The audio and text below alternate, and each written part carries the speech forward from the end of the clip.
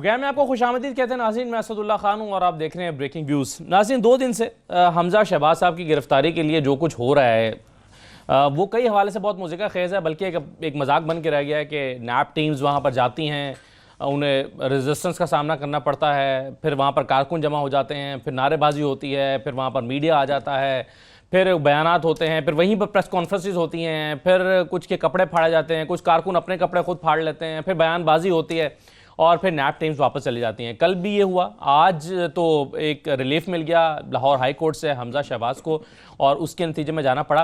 अब हुकूमत के लोग ये कह रहे हैं, बैरिस्टर शहजाद अकबर साहब, ख़ासतौर पर फवाद चौधरी साहब, वो कह रहे हैं बड़े संजीदा नौयत के इल्ज़ामात हैं मनी लॉन्ड्रिंग के, और मुख्तलिफ लोगों के 2 लोगों के नाम कल भी आए कि वो नैब की हिरासत में हैं।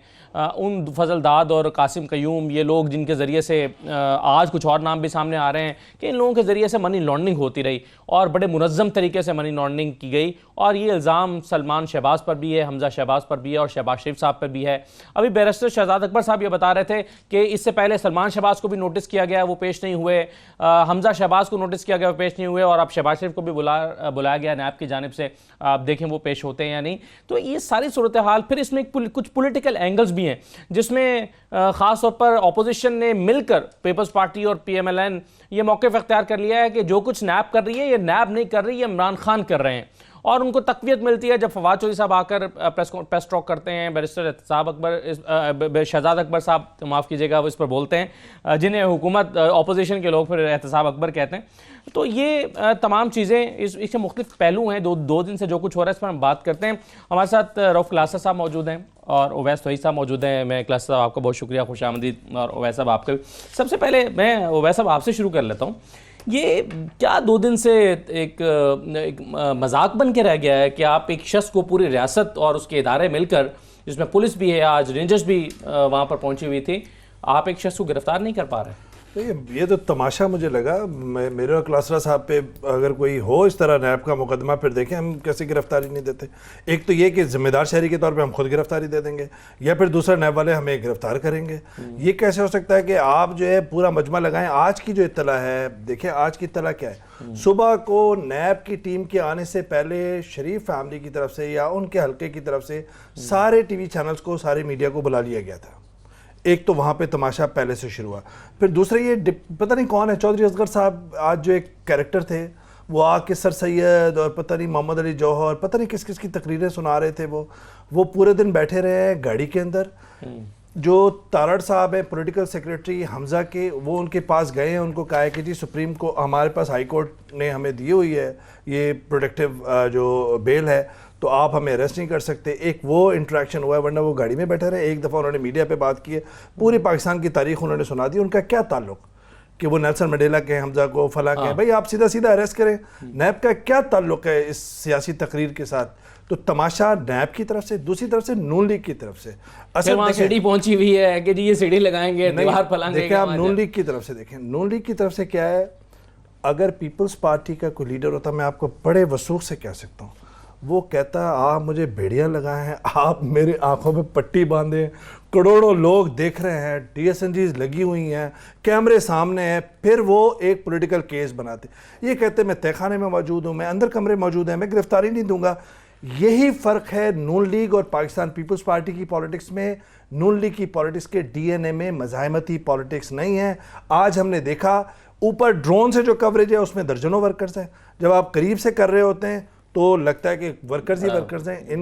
इनका मैं समझता हूँ दोनों तरफ से तमाशा लगाया गया है, और इससे सीरियस सवालात उठ रहे हैं कि हुकूमत कहाँ पे खड़ी है, और क्या शरीफ बरादरान की एक ही रोज़ अदलिया की तरफ से रिलीफ के बाद, एज अ पोलिटिकल ऑब्जर्वर, मैं इस पर कोई अदलिया के उस पर नहीं कह रहा, एज अ पोलिटिकल ऑब्जर्वर मैं समझ रहा हूँ कि उससे एक सेटबैक हुआ है।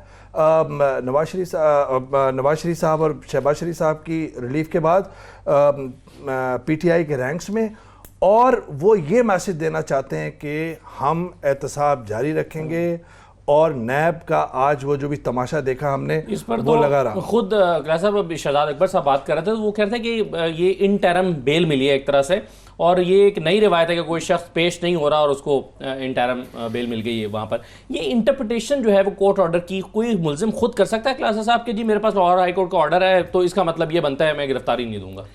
ये बात हम पहले भी कहते रहे हैं, तो लेकिन मैं अगर रिपीट करने में, क्योंकि मौका है आज, तो उसको करने में हर्ज नहीं है कि पाकिस्तान के यहाँ पे हमारे जो इदारे हैं, जो सिस्टम है, इनमें कैपेसिटी नहीं है कि ये बड़े लोगों का ट्रायल कर सकें, उनको गिरफ्तार कर सकें। अच्छा, अगर आप उनको सज़ा दे लें, गिरफ्तार कर लें, तो ज़्यादा दिन आप इनको जेल में नहीं रख सकते। सो ये तो बात ये तय है, इस पर कोई बहस की ज़रूरत मेरा ख्याल नहीं रहेगी। आज बहुत सारे लोग हैरान हुए होंगे, हमजा साहब ने ये किया। I am not surprised.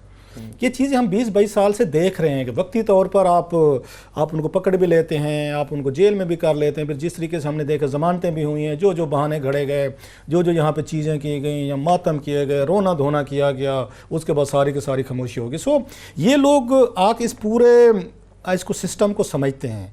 आप इसको कहें कि एक तरह का ट्राइबलिज्म है हमारे यहाँ। हम कह तो रहे हैं जमहूरियत में सिविलाइज्ड एक कुछ आगे मैकेनिज्म आगे सिस्टम हम कर रहे हैं, लेकिन अदरवाइज ये पूरा स्टाइल आपका ट्राइबल क्या होता है? आपका चीफ्टन जो है या सरदार जो है, वो बंदे मार दे, वो वहाँ पे कत्ल कर दे, वो किसी को जाके वहाँ पे घुस के खेत उनके काबज़ कर दे, वो जंगें छेड़ दे, वो लूट मार कर ले, आपने उसको जस्टिफाई करना है। यही कुछ पाकिस्तान का ट्राइबल आपका इज़्ज़ा मुझे लगता है साम टाइम का सब लोगों के मफादात हैं। इसमें हम मीडिया भी शामिल है। अगेन हमारी शरीफ फैमिली के साथ बहुत सारे डीप रूटेड एक तरह के मफादात हैं, बहुत सारे लोग उनके साथ भी अटैच हैं, इवन चैनल्स भी अटैच हैं कि पिछले 5 सालों में बहुत कुछ चैनल्स को उन्होंने पैसा भी दिया है। एक पैकेजेस उनके लिए अलहद हैं कि अगर आप हमारे लिए फैसले करेंगे, आपको सेनेटर भी बनाएंगे, मौका लग गया तो मुल्क का सदर भी बना देंगे। हम सहाफ़ियों के लिए अलहदा उनके पैकेजेस हैं। उसके बाद आपकी ये देख पुलिस फोर्स देख लें, या उसके बाद आप उसको ब्यूरोक्रेसी को देख लें, उन्होंने हर जगह अपने बंदे फिट किए। 30 साल बड़ा पीरियड होता है कि आपने पंजाब पे रूल किया इसी एक ही ख़ानदान ने, लिहाजा उसके नताइज तो सामने आने थे।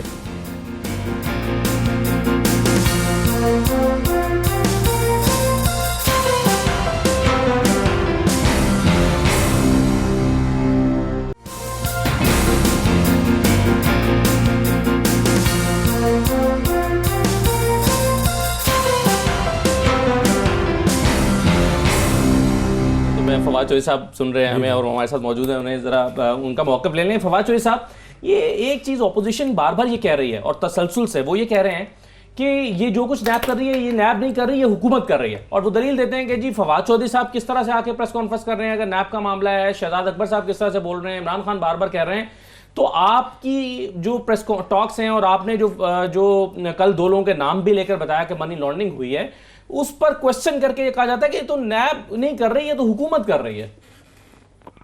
देखिए, पहली बात तो ये है कि नैब हुकूमत का जो निज़ाम है उसका एक हिस्सा है, और लॉ इन्फोर्समेंट एजेंसीज का जो लॉ इन्फोर्समेंट एजेंसीज उनमें एक है।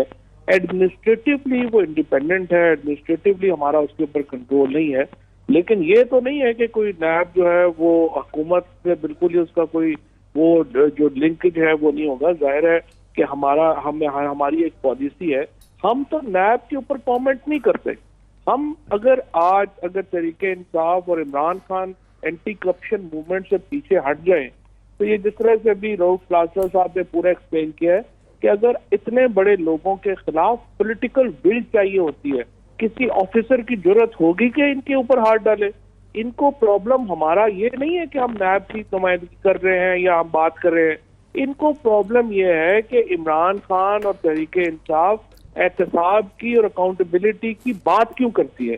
आज हम ये बात नहीं करेंगे, सारा का सारा नैरेटिव तब्दील हो जाएगा, इन लोगों के ऊपर कोई हाथ नहीं डालेगा। हमारा प्रॉब्लम ये है। तो सर इसका मतलब ये हुआ फवाद चौधरी साहब, आप ये कह रहे हैं कि अगर आप बात नहीं करेंगे तो फिर नैब काम नहीं करेगा। अगर नैब काम कर रहा है और इंडिपेंडेंटली कर रहा है, तो आपको बार बार जलसों में इमरान खान हम दोहरा के कह रहे हैं, आप लोग बार बार कह रहे हैं, आप नहीं कहेंगे तो क्या नैब काम नहीं करेगा?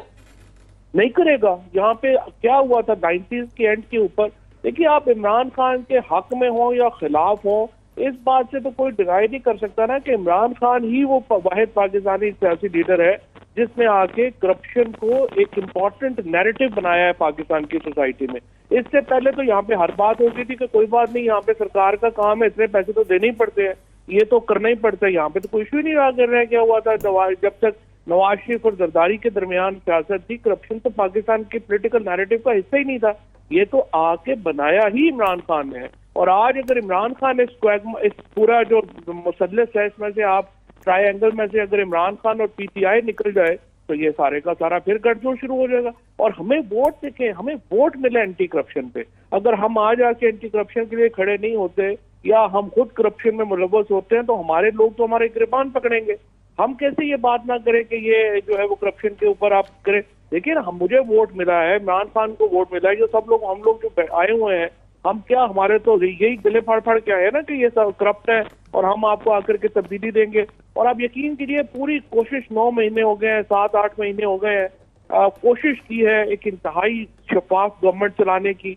इंसान है, फरिश्ते नहीं, कई जगहों पे गलतियां भी हुई होंगी, कोशिश पूरी की है, आगे भी कर रहे हैं, आगे जितना चला करेगा। ठीक है, चलें, बहुत शुक्रिया फवाद चौधरी साहब। अब इसमें क्लासेस साहब, एक तो आप जो कह रहे हैं कि यहाँ पर एक ऐसा निज़ाम बन चुका है कि जहाँ पर, और इमरान खान ने ट्वीट भी यही किया है, इमरान खान कह रहे हैं कि नबी करीम सल्लल्लाहु अलैहि वसल्लम ने कहा था कि तुमसे पहले वो कौमें तबाह हुई जो स्ट्रॉन्ग थी और पावरफुल थे और उनका एहतसाब नहीं हुआ। और यही बात आप भी ने भी की कि यहाँ पर ये प्रॉब्लम है। फवाद चौधरी साहब कह रहे हैं कि हम नहीं कहेंगे तो काम होगा नहीं, नैब करेगा ही नहीं। सर इसमें 2-4 चीज़ें हैं। फवाद हमारा दोस्त है बड़ा, मैंने कहा मुझे तो अच्छा भी लगता है, अपनी गुफ्तगू बड़ी अच्छी करता था जब एंकर था, अभी भी वो बहुत सारी अच्छी गुफ्तगू करते हैं। 2-4 कंट्राडिक्शन इनकी भी हैं, हालांकि आज थोड़ा सा वो डिफरेंट है। जब इमरान खान साहब के लोगों पे हाथ डाला गया था, नैब ने डाला था, इमरान खान साहब ने भी यही फरमाया था जो आज ये शरीफ फैमिली कहते हैं। उनके अगर हैं तो अगर आप कहेंगे तो क्लिप में भिजवा दूंगा। वो कहते हैं जब आते हैं, जब इनके लोगों पर पड़ी थी तो उस वक्त इमरान खान साहब का क्या एटीट्यूड था। हम यहाँ एहतजाज करते थे कि आप किसी भी इसको मुलजिम को, गिरफ्तार को, आप वहाँ पे आप उनको मत लें कौमी असम्बली प्रोडक्शन आर्डर पे। इनका भी ये स्टैंड था पीटीआई का। जब इनका आप उसमें तो पंजाब में देख अलीम खान साहब पकड़े गए, ये तमाम उनको प्रोडक्शन आर्डर करवा के अपने स्पीकर के ज़रिए इन्होंने भी उनको आके पार्लियामेंट में या असम्बली में बिठा दिया। अभी वो कह रहे हैं हम करप्शन के खिलाफ बहुत बड़ा नारा लेके हैं, बिल्कुल लेके हैं। आपकी आधी कैबिनेट उठा के देख लें। इनका करप्शन का पता ही क्या, इनका एक ही पीटीआई का क्राइटेरिया है कि जो या पीटीआई से बाहर है वो करप्ट है। जब वही बंदा हमारे अंदर आ गया वो ठीक हो गया, क्योंकि हम ठीक हैं। ये उनकी जरा डेफिनेशन समझने की ज़रूरत है। इसलिए वो किसी को ही नहीं समझते अपनी पार्टी के अंदर कि हमारी पार्टी में कहते हैं जनाब करप्शन हो। ये इतना बड़ा केस उठा था, आपको याद है, यहाँ पे इनका आजम सवाती साहब का जी। उसके बाद चुप हो गए। उनका केस पढ़ के तो देखें कितने फ्रॉड्स, कितनी उन पर इन्वेस्टिगेशन, कितने उनके माली स्कैंडल। खाली रखी हुई है वैसे, नहीं वजारत पड़ी है उनसे, सिर्फ वजारत, वो भी सुप्रीम कोर्ट ने जब कहा कि हम इनके खिलाफ स्ट्राइक करने वाले हैं, उनको ना सेनेटरशिप से हटाया गया, ना उन पर किसी ने केस चलाया है। ये मैं बताऊँ, जब आके इनके अपने लोग आते, जुल्फी बुखारी साहब तो बड़ा नाम है जनाब माशाल्लाह, लाडले भी हैं हमारे, उनके लिए भी इनका आगे डिफरेंट क्राइटेरिया हो जाता है। इसमें मैं ऑलरेडी कह चुका, फमीदा मिर्ज़ा साहब ने 84 करोड़ पे लोन राइट ऑफ करवा ले, इमरान खान साहब उन पर बात करते थे। जुबैदा जलाल साहब 2 अरब का आपको याद हो तवाना पाकिस्तान का स्कैंडल, मैं 2-3 आपको बता रहा हूँ, बाकी चले हम डिटेल में नहीं जाते और कौन कौन बैठे हैं। सो इमरान खान साहब की एक अपनी डेफिनेशन है पीटीआई की कि वो करप्ट थे जब तक बाहर थे, जब हमारे फोल्ड में आ गए हैं तो अब ये करप्ट नहीं रहे। लेकिन कमिंग टू ये जो है पंजाब में जो कुछ हुआ है, ये बहुत कम लोगों को पता होगा। एक हमने स्टोरी की थी कि जब नवाज शरीफ साहब को यहाँ पे नैब ने सज़ा दी थी 99 के बाद, ये कू के बाद, उन पे 40 करोड़ रुपया जुर्माना किया गया था। हमजा शहबाज शरीफ साहब जो हैं ये ग्रंटर के तौर पर यहाँ रखे गए थे कि आपने यहाँ पे इनकी पेमेंट्स करनी है। ये जो कहते हैं ना मैं नैब को पेशा भुगता रहा हूँ, ये बेसिकली अपने चाचा की वजह से भुगते रहे थे कि इनको ग्रंटर के तौर पर रखा गया था। इन पे जुर्माने हुए, इनकी सज़ाओं के बाद पालटान हुए थे, लेकिन पैसे देने इन्होंने 40 करोड़ रुपया नैब को जमा करवाया था, जिसका डॉक्यूमेंट्स मेरे पास पड़े होंगे। इनको देखें, ये किसी को पाकिस्तान में नहीं पता होगा। ये वापस आए, इक़्तिदार वापस आया, ये 10 साल बाद भी आपको याद होगा इनको Supreme Court of Pakistan Nawaz Sharif साहब को रिलीफ दिया। 10 साल बाद कोई प्रेसिडेंट नहीं है। और इसके बाद इन्होंने चुपके से क्या काम किया, इन्होंने जनाब हाई कोर्ट में एक दरख्वास्त डाल के इन्होंने 40 करोड़ रुपये जुर्माना नैब से वापस किया। ये नैब की तारीख का पहला काम है कि हमजा शहबाज ने जो ये 40 करोड़ रुपया नवाज शरीफ साहब पे जुर्माने लगने की वजह से नैब को दिए थे, वो मसूफ ने चुपके से वापस ले लिए थे। सो इनका एक यहाँ पे आप कह सकते हैं होली अलाइंस है, अनहोली अलाइंस है। वो मीडिया के साथ भी है, वो मादरत के साथ हमारी जुडिशरी में भी आ जाता है, इनका एस्टेब्लिशमेंट के साथ ही मुलाकातें चलती रहती हैं, इनकी मीडिया के साथ भी हैं। और एक इन्होंने पाकिस्तान में पॉलिटिकल वर्कर की एक क्लास हमने पैदा कर दी है कि उनको 1000-1000 रुपया देते रहो, 2-2000 रुपया देते रहो, जब भी आप फंस जाते हो एक कॉल दो, वो लड़ने भी आ जाएंगे, मरने भी आ जाएंगे। अब कोई देखने को तैयार नहीं है कि इन्होंने कितनी बड़ी करप्शन कर ली है। यहाँ पे मनी लॉन्ड्रिंग की है, नौकरों के मुलाजमों के नाम पर इन्होंने खाते बनाए, बैंक अकाउंट खोले, इन्होंने पैसा भेजा। किसका पैसा था? ये जो आज लड़ने आए हुए थे पुलिस से और नैब से, इन्हीं का पैसा था। सो पाकिस्तान से बेहतर मुल्क दुनिया में हो ही नहीं सकता रूल करने के लिए कि जिनको लूटते हैं उन्हीं को ही आप आगे ले आएं, उन्हीं के जरिए दिफा करवाएं, वही लड़ेंगे, मरेंगे आपके लिए, ब्लड देंगे। आप और आपके बच्चे भी सेफ हैं, आपकी एम्पायर भी सेफ है, आपकी फैक्ट्रीज भी, आप यकीन करें इससे बेहतर मुल्क दुनिया में यहाँ रूल करने के लिए, वो शरीफ हूँ, जरदारी हूँ, इमरान खान साहब की कैबिनेट के लोग हूँ, इससे बेहतर मुल्क मेरा ख्याल है नहीं मिलेगा। सस्ती लेबर मिल जाती है यहाँ पे। नहीं सस्ती, इतना भाई इतनी लूटमार गोरे ने नहीं की थी। ईस्ट इंडिया कंपनी में मैं शर्तिया कह रहा हूँ, इतना काम नहीं किया था जो इस मुल्क के साथ हमारे यहाँ पे जो बैठे हुए हैं साहबान हैं। एक ने सिंध संभाला हुआ है, एक ने पंजाब संभाला हुआ है, और दूसरी KPK की आजकल आप सुन ही रहे हैं वहाँ पे एक जो मेट्रो बस के स्कैंडल आ रहे हैं। अल्लाह के फजल से काम चल रहा है sir. Again it's the best country to rule. अच्छा, बिल्कुल सही है। अच्छा, अब वैसा, लेकिन मसला ये है कि अब एक प्रेशर ऑपोजिशन मिलकर क्या इमरान खान पर क्रिएट करने में कामयाब हो गई है? क्योंकि इमरान खान अभी तक शो ये कर रहे हैं कि मैं दबाव में नहीं आने वाला, उनके वज़रा भी कर रहे हैं, फवाद चौधरी भी बात कर रहे हैं, लेकिन अपने तौर पर ऑपोजिशन ने एक प्रेशर जो है वो बना के रखा हुआ है। अच्छा, उस प्रेशर से कहीं कहीं वो रिलीफ भी ले जाते हैं। जैसे उनकी सेहत के मामले में एक प्रेशर बनाया गया था, तो सुप्रीम कोर्ट से रिलीफ मिल भी गया 6 हफ्ते के लिए, और यहाँ से भी उनको अदालत से भी आज रिलीफ हमजा को भी मिल रहा है, कहीं कहीं से उनको रिलीफ मिल भी जाता है कि गिरफ्तारी नहीं हो पाई। तो आपके ख्याल में ऑपोजिशन प्रेशर बनाने में कामयाब हुई है? देखिए, बात ये होती है कि आप क्या सियासी जवाब देते हैं, क्या हमारे इदारे सियासी जवाब देते हैं। ये जो कल से पूरा इन्होंने नैब के ने पूरा तमाशा लगाया है, इसके अंदर क्या है? आप एक कमज़ोर इदारे के तौर पे साबित हुए हैं। इससे पहले आपने क्या आपका किरदार रहा है? तो इस पूरे नैब का जो तहकीकाती इदारा है, इसकी शफाफियत, आज़ादाना इसकी हैसियत, उस पर सवाल उठते हैं कि आप जो केस बनाते हैं, जो सही केस भी होगा वो जाके हाई कोर्ट में ख़त्म हो जाता है।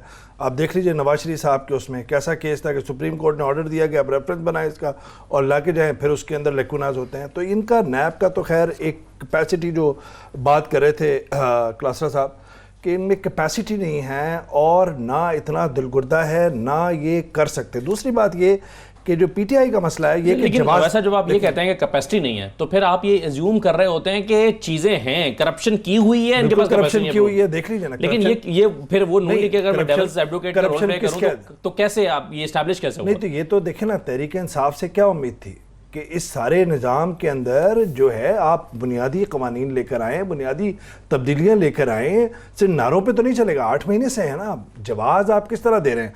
सिंध के अंदर करप्शन हुई है, जाहिर बातें हुई है। पंजाब के अंदर करप्शन हुई है। मैं और क्लासरा साहब हर साल दुबई जाते हैं PSL के दौरान। वहाँ पे हर ड्राइवर, टैक्सी ड्राइवर और गाड़ी का ड्राइवर जो हमें लेके जाता है होटल से लेके स्टेडियम तक, वो बताता है जनाब ये देखिए ये सरदार साहब का बेटा जो है ये इसको चलाता है, ये जरदारी साहब का है, ये मुशर्रफ साहब का पेंट हाउस है, ये पूरा कॉन्वॉय और ये जो 2-3 फ्लैट हैं ये डॉक्टर इशरत अली बात के हैं। तो ये हमारी अशराफिया है ना। दूसरी बात जो कह रहा हूँ मैं, आप जो बात करते हैं अपोजिशन की, देखिए अपोजिशन को अगर इसका जवाब एक मुख्तसर ब्रेक में ले लूँ, ब्रेक के बाद इसका जवाब दे दीजिएगा, मैं सुनवा भी देता हूँ आपको अपोजिशन क्या कह रही है। तो एक ब्रेक ले लेते हैं, ब्रेक के बाद वापस आते हैं।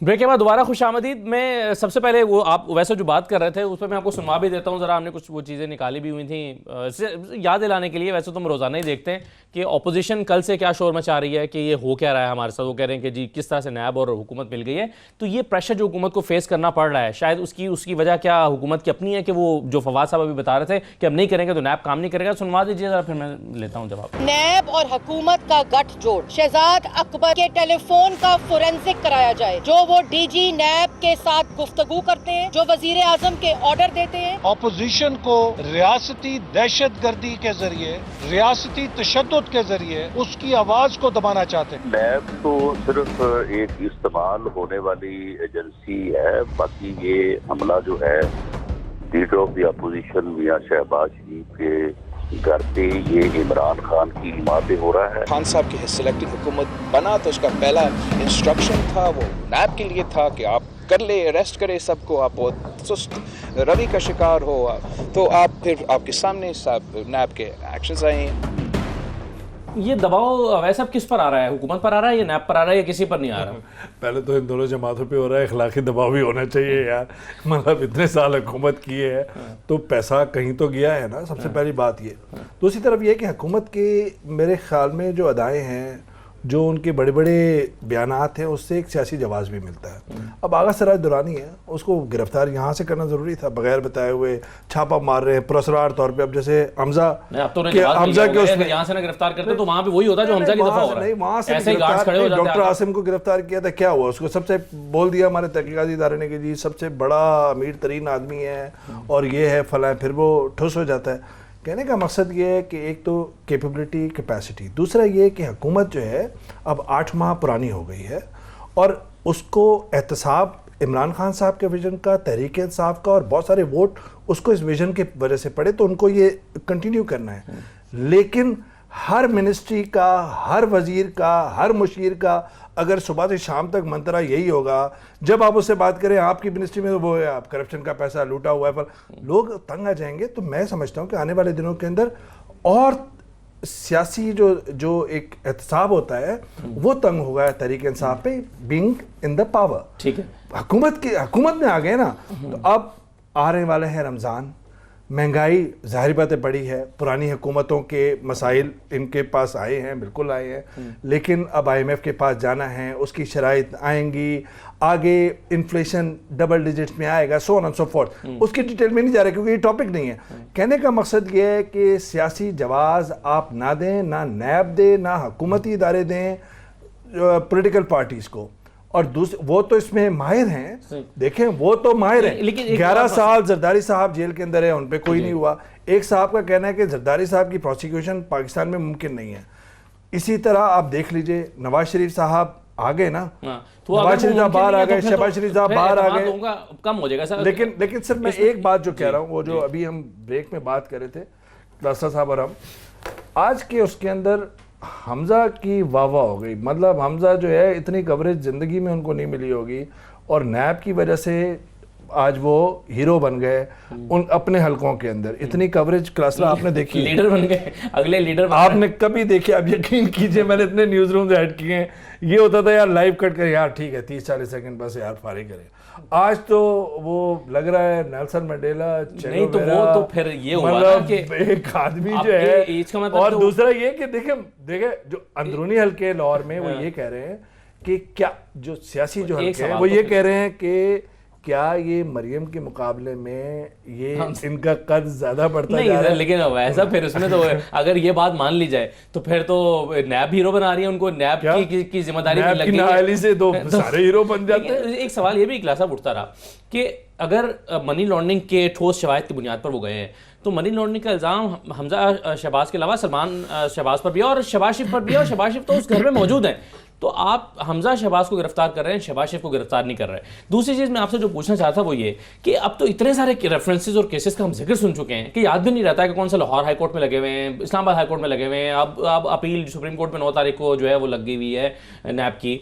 अब ये सारे जो मामला हैं इसमें लोग ये पूछ रहे हैं कि इसका रिजल्ट कब निकलेगा? कैपेसिटी नहीं है या इनके पास शवाहिद नहीं है, ये कर नहीं रहे या कर नहीं सकते, क्या होगा? एक और चीज़ भी ऐड कर ले, नियत भी नहीं है। नियत भी नहीं है, एक नियत होती है। मैं उसकी बताऊँ कि पाकिस्तान में भी इन बात की ना, ओटी ने बड़ी ज़बरदस्त बात की कि जरदारी साहब 11 साल जेल में रहे और निकला कुछ नहीं। होता अब क्या है, अब इनसे प्राइवेटली हम बैठेंगे तो ये बातें ये सारी मानेंगे अगर हम ऑफ द कैमरा होंगे, बल्कि शायद 10 बातें बताएंगे भी सही कि ये भी जरदारी साहब के हैं, लेकिन कैमरे पे अच्छा उसकी रीज़न वारदातें सुने कि सबूत का बात इनकी भी ठीक है ऑन आइडियल टर्म्स कि सबूत दिखाएं भाई। अब सबूतों की कहानी सुन लें। अब ये दोनों खानदान कैसे ऑपरेट किया इन्होंने पिछले 20 या 30 साल हुए। एक तो रिग्ड किया इन्होंने सिस्टम को कि अपने ब्यूरोक्रेट्स, अपने बंदे हर सीट पे, आप जुडिशरी में भी डाल दिए आपने यहाँ पे पुलिस में भी डाल दिए, ब्यूरोक्रेसी में भी ले, DMG हर जगह को आपने इनको खानदानी मुलाजिम बना के साथ रख लिया, वो सारे इनके साथ। ऐसे मीडिया में भी किया इन्होंने, हर जगह अपने बंदे बिठा दो, हो गया। अब करते क्या हैं, अब जब बारी आई जरदारी साहब के सबूत भी पकड़े गए, चीज़ें पकड़े गए, डील हो जाती है। जब डील होती है पार्डन हो जाता है। जब नवाज शरीफ साहब पकड़े गए, चीज़ें भी हो गई, रेफरेंसेस भी फाइल हो गए, जना मुशर्रफ ने डील कर दी। वो आज तक कहते हैं जी आपने जना मुशर्रफ को आके कुछ साबित नहीं कर सकता, डील के लिए पकड़े जाते हैं फिर या तो। यस, मैं वही तो कह रहा हूँ ना कि बेसिकली जो लोग आते हैं उनकी नीयत ठीक नहीं होती। उनकी नीयत आके सोसाइटी को करप्शन फ्री करना नहीं होती। इनका बाजू मरोड़ के, इनके ही अपने स्कैंडल को सामने रख के, इनकी फाइलों को सामने रख के उनके साथ निगोशिएट करना होता है कि इमरान खान चीट कर रहे हैं। मैं इस पे आता हूँ थोड़ी सी, मैं उस पर आर्गूमेंट लेके हूँ ज़रा थोड़ा सा कि जरदारी साहब पे 11 साल केस चला। अब जरदारी साहब ने 2-3 आके दफ़ा डील्स ली उन्होंने, एक उन्होंने डील ली, आपको याद, गुलाम इसाक खान साहब से ली, जब 93 में उनकी हुकूमत वगैरह बदली तो उन्होंने आके केयर टेकर में सेटअप में उसको लेके आए, वो कहते हैं जेल से लेके, एक वो डील थी जो बेनजीर भुट्टो साहब ने की। बाद में आपको याद होगा जना मुशर्रफ से 2004 में की, जब यहाँ से निकल गए, अब वो बरी हो गए केसेस से। वो कैसे कि तमाम का तमाम, वहाँ नैब ने ये बताया है वहाँ पे अदालत में साहब में कि जरदारी साहब को तो रिकॉर्ड ही गया, बस सलाह नहीं। और उससे पहले आपको याद होगा जेम्स बॉन्ड एक आए थे, लंदन से आए थे वो थे शमसुल हसन साहब जो उनके हाई कमिश्नर थे। देखें ना लोगों को कैसे ब्राइब करते हैं। उन्होंने अपना बंदा हाई कमिश्नर लगवाया, वाजिद शमसुल हसन साहब को वहाँ पे हाई कमिश्नर लगाया, उन्होंने एक हैट पहनी, अब उनका काम निकल आया था हैट पहनी जेम्स बॉन्ड की तरह, एक ऊपर उन्होंने एक वो रख के सुगार पीते जनीवा पहुंच गए और वहाँ पे कैमरे पे पकड़े गए थे, संदूक वगैरह शिफ्ट हो रहे हैं। फिर कहते हैं आज तक कोई साबित ही नहीं हुआ। आज तक साबित, अब आप मुझे बताएं कैसे साबित करें जनाब। नंबर 1 इनके शरीफ फैमिली के काम देखें, जो बड़ा यहाँ पे इनका रिकॉर्ड आया है, जो कोई चीज आग लग गई है, हर शय को इन्होंने आग लगा दी। अब मुझे बताएं कहां से सबूत लाएं, कैसे साबित करें अदालतों में। यानी इनकी नलायकी नहीं है, उनकी फनकारी है। आप एक जेम्स बॉन्ड भेज के बक्से चोरी करवा लेते हैं, दूसरे आग लगवा लेते हैं, फिर कहते डट के आके हमारा आके मजाक उड़ाते हैं, मुंह चढ़ाते हैं कि साबित करके दिखाओ। अब आप साबित करके दिखा दें। नहीं मतलब आप ये कह रहे हैं कि नैब की नालायकी नहीं है, उनकी फनकारी नैब शामिल है इसमें। रिकॉर्ड जब चोरी हो रहा है तो नैब शामिल है। They are partners in crime, देखिए they are part of it. NAB के बहुत अहम ओहदेदारान किस किस के साथ मिलके क्या क्या करते रहे उसको छोड़ दे, फिर हमारे से मांगेंगे, प्रूफ मांगेंगे और मुझे और क्लासेस साहब को तो पकड़ लेंगे। ये इतना ड्रामा थोड़ी होगा 7 घंटे 7 मिनट के अंदर। या तो हम अंदर से बेटा कहेगा या बच्चे कहेंगे कि यार आपके बाहर गाड़ी खड़ी, हम कहेंगे जी बिल्कुल आइए, तो कह रहे हैं मेरे खिलाफ क्या चीज़ है। नहीं, हमने आमिर मदीन माले कि यार शरीफ किसी को मैसेज ही करेंगे ना ज्यादा कि भाई देखो यार हम ये यहाँ पे जा रहे हैं, और तीनों आगे से ट्वीट कर देंगे। लेकिन जो ये बात कर रहे थे कि जिस तरह नेटवर्किंग फैलाते हैं ना, आप यकीन कीजिए, मैं ये इसकी सिंध की तालीम की बात कर रहा हूँ, मैं तो सरकारी स्कूलों में पढ़ा हूँ और हमारी नस्ल के सारे लोग सरकारी स्कूलों में पढ़े। मैं तो टाट के स्कूल में पढ़ा हूँ। चलो आप सरकारी में पढ़े, हम तो टाट। देखिए मैं, लेकिन उसका मेयार बहुत अच्छा था, कभी कोई तकलीफ नहीं हुई पूरी दुनिया के अंदर। सारी यूनिवर्सिटियों में हमने लेक्चर दिए हैं, भाषण दिए हैं, लेकिन उस सरकारी स्कूलों के टीचरों की भर्तियां भी इस नियत से कि आगे जब इंतखाबात आएंगे तो ये नहीं सर, पोलिंग स्टेशन में इनकी ड्यूटियां लगेंगी। तो आप अंदाजा लगाएं कि इतनी लंबी सोच हमारे करते हैं ना, फिर तो नेटवर्किंग क्या हक बनता है। ये करे कि 2030 में पाकिस्तान कैसा होगा, 2050 में कैसा होगा, पानी का मसला कैसा है, क्या लोगों के मुस्तकबिल के लिए क्या है, किस तरीके से हम इंतहा पसंदी शिद्दत पसंदी को खत्म करेंगे, किस तरह सिलेबस चेंज करेंगे, क्या होगा। यहाँ तो कोई मसला ही नहीं है ना। सीरियस नोट, अब मैं जो समझना चाह रहा हूँ आप लोगों से। अच्छा, हम क्या सीरियस बात नहीं कर रहे, मैं एक और चीज मैं ये कह रहा हूँ कि मैं अब इसको एक ब्रेक के बाद मैं आपसे समझना ये चाह रहा हूँ कि इमरान खान के पास कोई रोड मैप है अपनी, अगर पॉलिटिक्स को उन्होंने एक सक्सेसफुल रास्ते पर डालना है, कैसे अपोजिशन को टैकल करना है, कैसे अपने नारे को मंतकी अंजाम तक पहुंचाना है, कैसे वो लेकर जाएंगे कि मैंने ये 7 मुल्कों में 700 अरब रुपए और पता नहीं कितने वो पकड़ लिए हुए हैं, तो वो कैसे उसको मंतकी अंजाम तक पहुंचाएंगे, कोई रास्ता उनके पास है। और फिर वो कॉन्फिडेंस में भी नजर आते हैं कि जी मैं कंटेनर आपको ऑफर कर रहा हूँ, आए आप इस्लामाबाद में करें। तो क्या सोच रहे हैं इमरान खान के जहन में, क्या चल रहा होगा। तो आप, मैं क्लास साहब से शुरू करते हुए एक मुख्तसर ब्रेक ले लेता हूँ, ब्रेक के बाद वापस आता हूँ।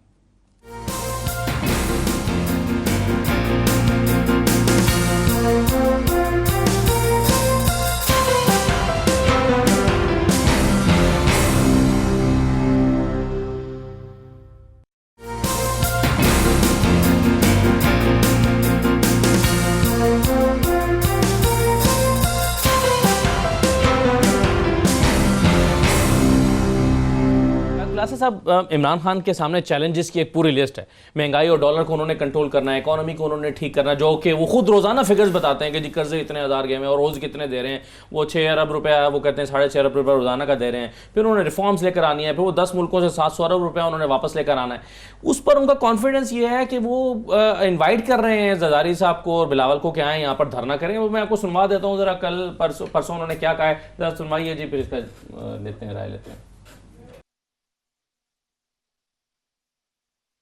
धरना तब कामयाब होता है जब अब अवाम के दुख और दर्द में शामिल होते हैं और अवाम के लिए खड़े होते हैं। जब अब अवाम की बात करते हैं तो 4.5 महीने तक आप डी चौक में धरना दे सकते हैं। लेकिन जब इस मुल्क को लूट के जो पैसा चोरी किया हुआ है उसको बचाने के लिए धरना देते हो तो लोगों को पैसे दे के निकालना पड़ेगा। आपको और आपके फर्जंद बिलावल को दोनों को कहता हूं, मैं दावत दे रहा हूं कि आ जाओ, आओ आके इस्लामाबाद धरना दो। मेरा चैलेंज है कि 1 हफ्ता आप कंटेनर में गुजार के दिखा दें। वो इसलिए आप नहीं गुजार सकते आसिफ जरदारी और बिलावल, क्योंकि जो लीडर पर्ची दिखा के कहे जी कि मुझे मेरी बीवी या वो बेटा क्या मेरी माँ ये पर्ची में कह दिया कि आपने पार्टी विरासत में आपको मिल गई है, वो लीडर नहीं बन सकते।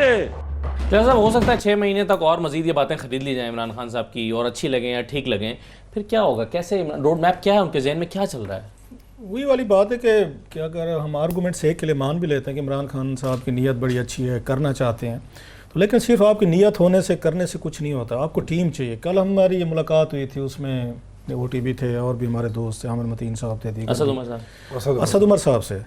No offences please. Asad Umar साहब को एज ए पर्सन मैं उनको लाइक करता हूँ कि उनका टेम्परामेंट, एटीट्यूड, बड़ा अच्छा सिविलाइज्ड आदमी। हम बहुत सारी तनकीद सख्त, मैंने भी कल बड़ा आपको अच्छा खासा सख्त मैंने उन पर 1-2 मिनट की मैंने अपनी दानिशवरी झाड़ी उन पर, लेकिन बट इवन देन वो सब्र से सुनते हैं, उनके सबसे पॉजिटिव पॉइंट है। लेकिन आपको बड़ा क्लियरली लग रहा है कि वो जिसको रोड मैप कहते हैं, प्लान कहते हैं, वो नहीं है उनके पास, टीम नहीं है। जो इमरान खान साहब को खुद भी उसका एहसास, इमरान खान साहब नहीं निकल रहे अपने उस वज़ीर-ए-आज़म हाउस से। हम ये नहीं कह रहे कि वो कि उनकी नीयत ठीक नहीं होगी। मैं रिपीट कर रहा हूँ कि सारे प्रोजेक्ट करने के लिए कुछ बंदे भी तो आपको चाहिए, कुछ लोग भी तो आपको चाहिए। वो इस्लामाबाद से एक जगह से उठते हैं, वो दूसरी जगह तकरीर करते हैं, दूसरी से उठ कर तीसरी कर लेते हैं, तीसरी के बाद कन्वेंशन सेंटर, 2-3 उनकी जगह हैं कि वज़ीर-ए-आज़म हाउस है, कन्वेंशन सेंटर है, या उसके बाद तीसरा मेरा ख्याल है शायद वज़ीर-ए-आज़म ऑफिस है जहाँ पे साफियों से कभी कभार मिल लेते हैं।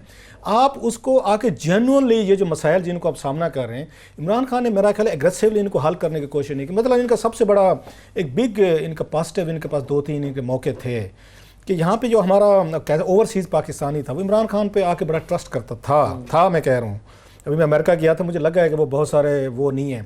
अब वहाँ से कोई कंपेन ही आपने लॉन्च नहीं की, आपने यहाँ पे आके बॉन्ड शुरू किए थे, जो ओवरसीज़ बॉन्ड के, कभी आपने सुना उनके बारे में? आप ये पैसे वहाँ से IMF के पास जाने से पहले अगर इमरान खान थोड़ा सा अग्रेसिवली ये कंपेन शुरू करते, ये मिडल ईस्ट में जाते, यूरोप में जाते, अमेरिका में जाते, उनको बताते पाकिस्तानियों को कि जनाब आप ये बॉन्ड्स हैं ख़रीदें, तो मेरा ख्याल है $7-8 बिलियन ये जनरेट किया जा सकता था। कैपेसिटी है, पाकिस्तानी बड़ी मोहब्बत करते हैं, जो बह रहते हैं, एक दफ़ा नहीं गए।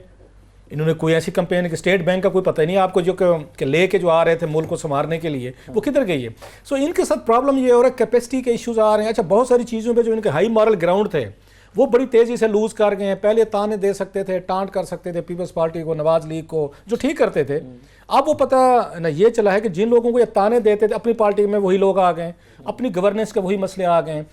अभी डॉलर जो है उनसे वही हमने देखा है कि वो कंट्रोल नहीं हो रहा। कल भी जो प्रेस कॉन्फ्रेंस की गई थी मोस्टली, जो हमें समझ आइए कि वो एक सख्त मैसेज भेजना चाहते थे यहाँ पे जो हमारे मनी एक्सचेंज ये डीलर्स हैं कि अब हम मज़ीद डॉलर जो है ना इसको मज़ीद ऊपर नहीं जाने देंगे, जो कि उन्होंने बड़ी मेहनत के बाद ये कहने की कोशिश की। हमने माजी में देखा है। ये आपका क्या ख्याल है, मनी एक्सचेंज ये डीलर जो हैं ये बड़े आपके इंतहाई फरिश्ता हैं, लॉ अबाइडिंग सिटीजन हैं, आप उनको पोलाइट मैसेज दे समय नो सर, उसमें कुछ भी कह रहमान मलिक, हालांकि साहब वो एक और कहानी है, मुझे उन पर बहुत सारे इतराज़ात भी हैं, लेकिन जब आपने मैसेज डिलीवर करना होता था तो आंख में आंख डाल के आप इनको बताते होते कि हजूर कि अगर आपकी दफ़ा आपने कोई ऐं बैं शाएँ की ना तो FIA हम आपके पीछे भेजेंगे और सारे का सारा चीज़ें उठा के ले आएंगे। आपके मैंने इसाक डार साहब जो हैं वो भी जब इस तरह के थ्रेट करते थे तो उस वक्त आप जो हुकूमतें या रियासत जब थ्रेट करती है ना तो फिर उसको थ्रेट अगले को लगे भी सही कि मुझे थ्रेट किया जा रहा है, आप उनके साथ देखें जी अगर आपने यूँ ना किया तो हम यूँ इंटरवीन करेंगे तो फलां करें।